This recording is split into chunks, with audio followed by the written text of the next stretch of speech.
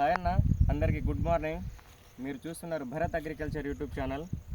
మనం వచ్చేసి ప్రజెంట్ భద్రాద్రి కొత్తగూడెం జిల్లా టేగులపల్లి మండలం కొత్తతండ గ్రామంలోని కిషన్ గారి పొలంలో అయితే ఉన్నామండి.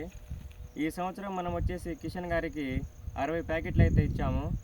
60 ప్యాకెట్స్ వచ్చేసి పద్మావతి, హరిప్రియ, పూజ, శ్రీనైన్, అఖిల, ఈషా అనే వెరైటీస్ ఇచ్చామండి. ఇందులో హరిప్రియ టాలరెన్స్ అండి, వైరల్ టాలరెన్స్ వెరైటీ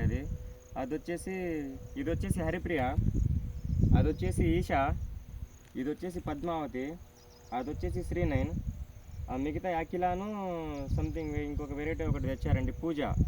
ఈ 5 వెరైటీస్ అయితే కిషన్ గారికి ఇవ్వడం అయితే జరిగింది. జర్మినేషన్ అయితే 100% వచ్చిందండి.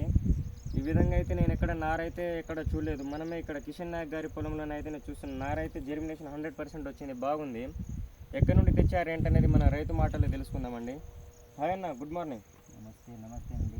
ఎక్కడి నుండి తెచ్చారన్న విత్తనాలు ఈ సంవత్సరం? మేము మక్కపేట నుంచి తెచ్చాను.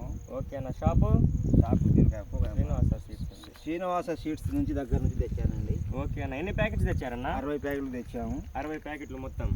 ఎలా ఉందన్న, మొలక శాతం బాగుందా? మంచిగా ఉంది, నీట్గా ఉంది.